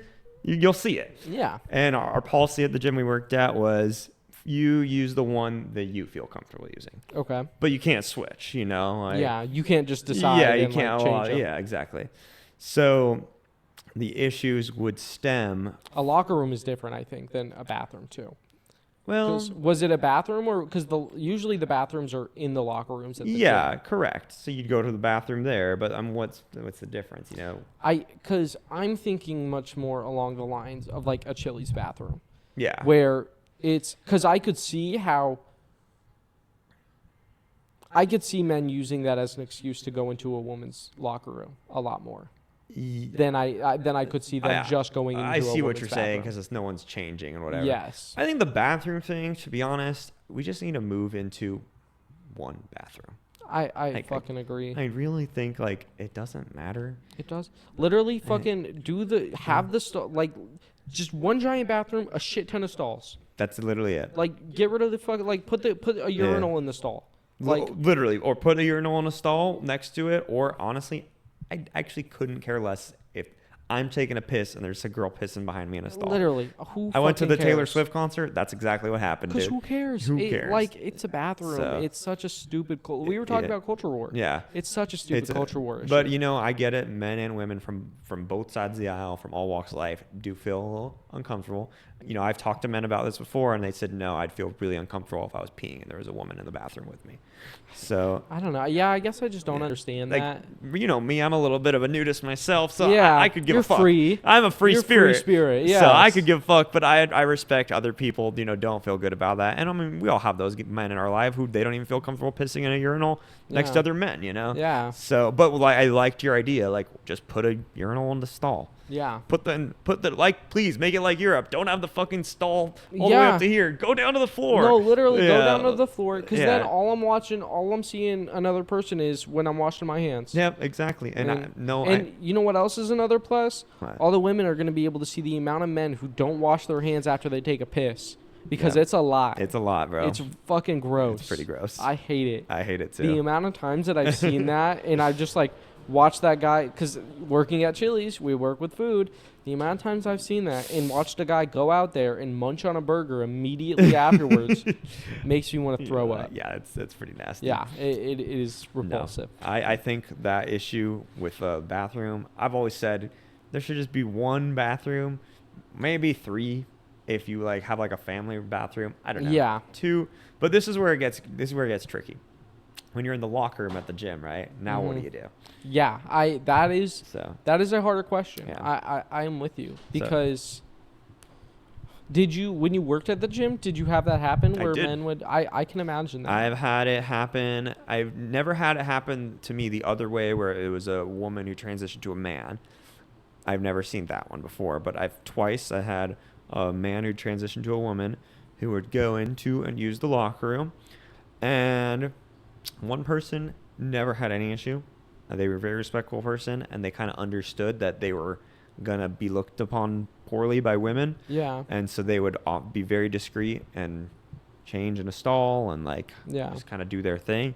This other individual, they were very like free spirited about it. Like you talked to them at the front, they're just like a kooky person, you know. Yeah. They would just be going into the women's locker room and they'd not fully transition, so swinging dong in the women's locker Yeah, no, room. I know. And definitely would have And no clothes on too. That no like, clothes it's on. different to look exactly. at. Yeah. Yeah, and so we definitely would get complaints. Yeah.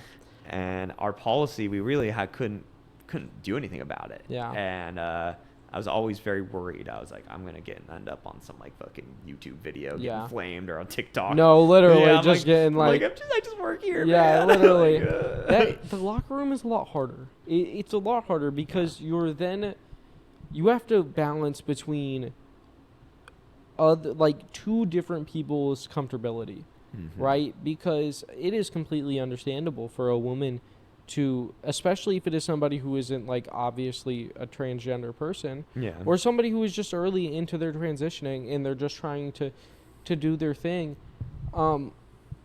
It's very understandable to see why a woman could be uncomfortable with Yeah. that, because especially if you're talking swinging dongs, that would make sense. Why you would be, especially with such a, men and women, especially right now, have such a horrible relationship, with each other in terms of just the horrific things that happen to women at the Mhm. hands of men. Yeah.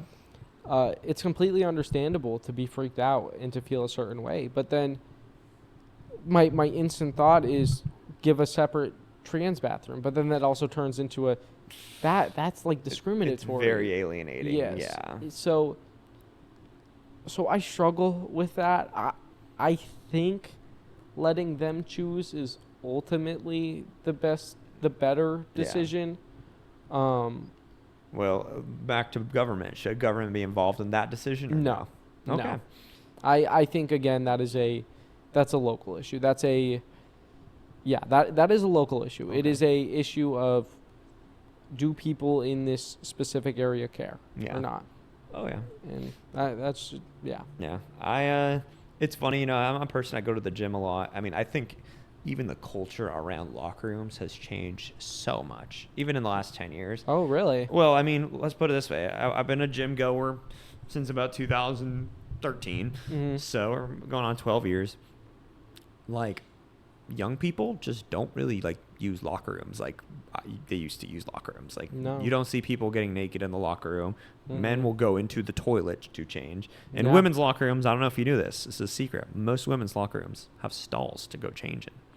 Really? Yeah. To change in, Yes. not to use the bathroom, but to Mhm. change Yep. in. A lot of them have changing stalls. What? I've worked in probably about 15 different gyms, and I would say about 10 of them had a stall that you'd go change. You're at. joking. I'm not joking, because at the end of the night you'd have to go check the locker rooms, and I was like, damn, the women's is so much nicer. Yes. What the fuck? Yup. Lucky bitches. So for men who, and a lot of men have a lot of body insecurity. I'd argue men have more body insecurity than agree. women.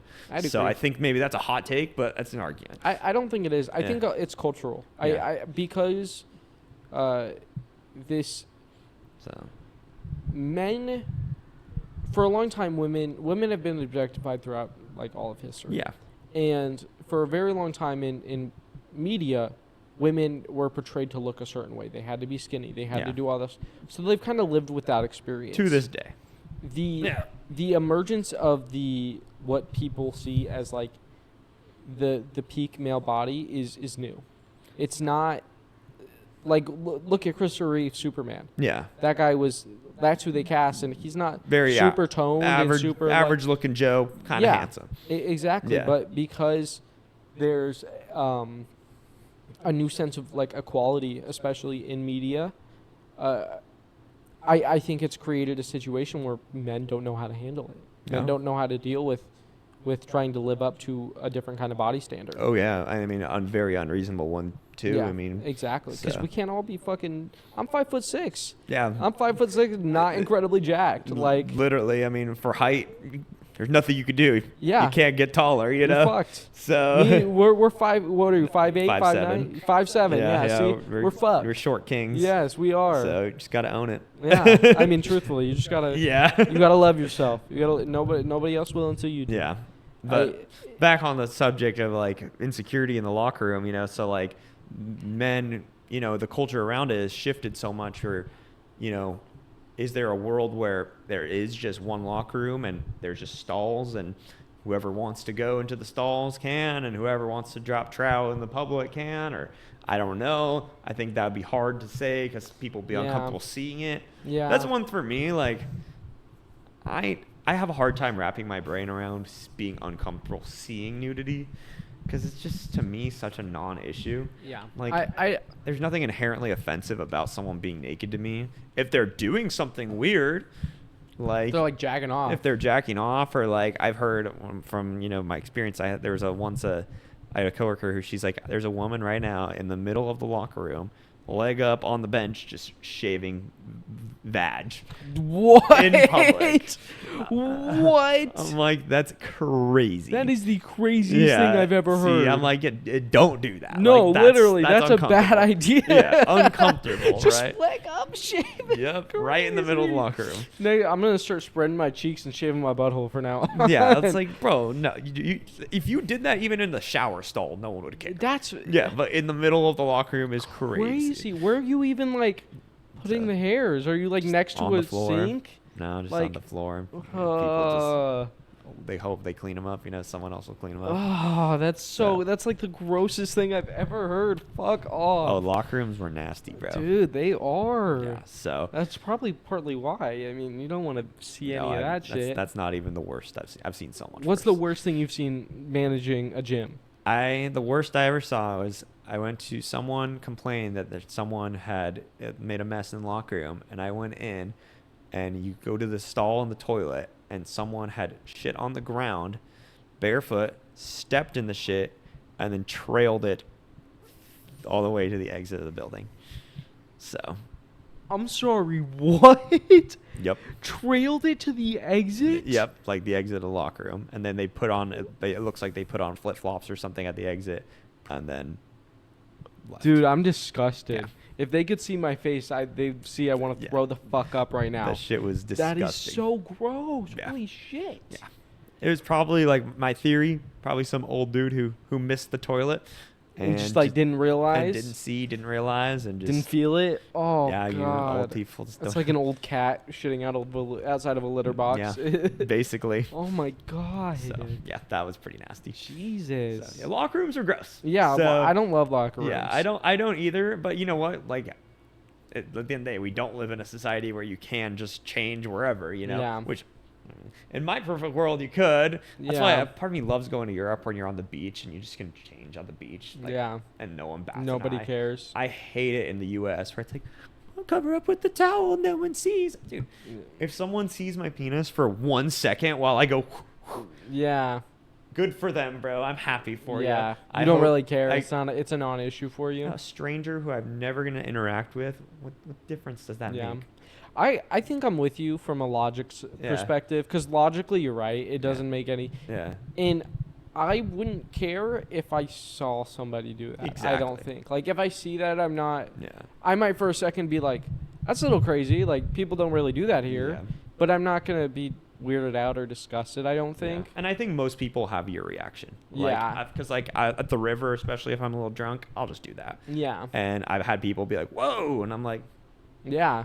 call the police, bro. When I saw you in your Speedo, I was like, God damn, Yeah. this man is comfortable. Yeah, I could give a damn. Yeah. At the end of the day, it's just my body. I mean, It's what I got. I think you have a very healthy relationship with that, and I agree with Yeah. you, honestly. So, I think part of it is America is historically very religious. puritanical roots, baby. Yeah, yeah, They run deep. exactly. And then especially when you're from Utah, Heart of Yeah. Mormonism, where at the time, like, we went through a religious revolution. Oh, yeah. In the 1890s. 1820s, I think. 1820s. Yeah, you're right. Not 1890s. Yeah, 1820s. that's like what they call it, like the Second Enlightenment. Or Yeah, something. the Second Enlightenment, Yeah.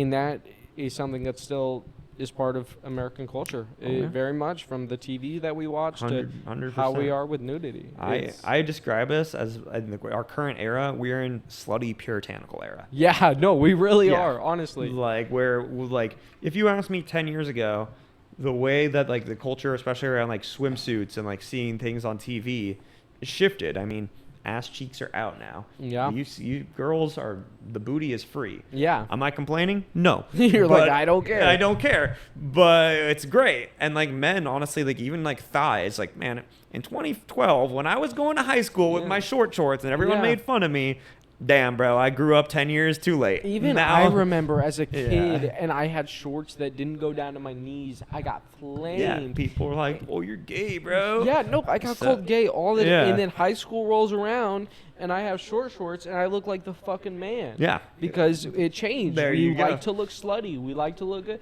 Yeah. Like, dude, look at my outfit. I got a shirt that wraps tightly around my arms. There you go, baby. And fucking rides all the way up to my dong. Like, it's...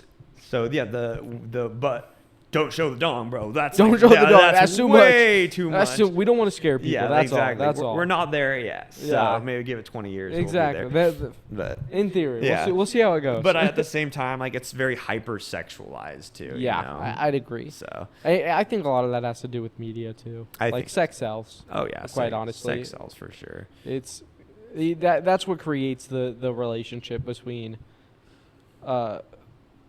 just between how we look at our body, because America has such a big media culture where everybody's body is hypersexualized, Oh, and yeah. that's not the case in every country. That's kind of an American thing. Yeah.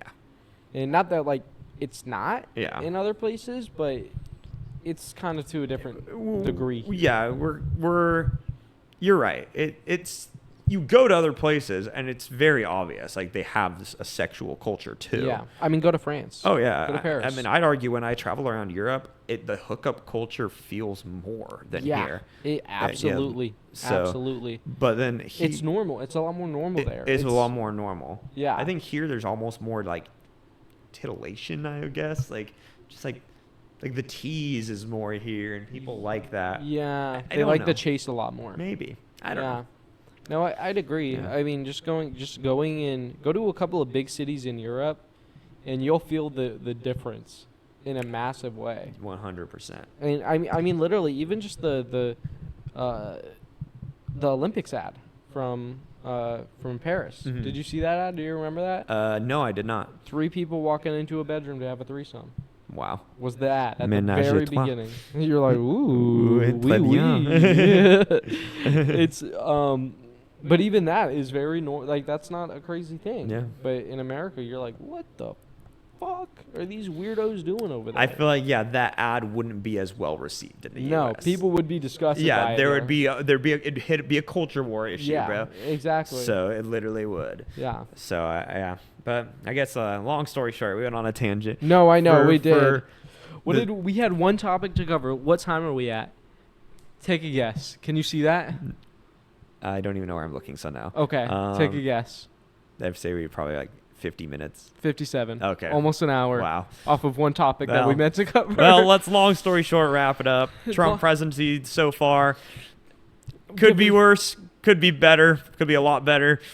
Could be a lot better. Yeah, still new. I'll go F+ since there's still more to see. I'm not even going that low. I'm saying C-. C-? C-. C-? Hey, bro, it's only like 8 months in. We're doing not even a D is crazy. We're going okay with the wars. They're kind of going in the right direction. Okay. Yeah, ish. Better than before. Better than before. Yeah. Better than before. The ice we stuff, did have a temporary ceasefire. Ice stuff is bad. And I don't like. You know what? I change it. D+. Okay. Yeah. Okay. Yeah, that's better. D+. The C- was yeah, a little the emergency crazy. power is a little crazy. Okay. Yeah. Yep. Okay. So, yeah. So we'll meet at the middle and call it a D. Yeah, sure. Okay. That Okay. works for Sounds me. good. Yeah. All right. Well, thanks for coming on. Thank I you, appreciate buddy. you joining me for this very beautiful episode that every time we record end up way longer than we mean it to. This is only an hour, I promise. Yeah, only an hour, I promise. It'll be a quick episode. We can play D&D afterwards, trust me. But right, thanks for coming on, man. Thank you for having me. I it. appreciate you. We'll have to do it again. Yeah, sure, for sure. See you next time, man. Thank you. Of course.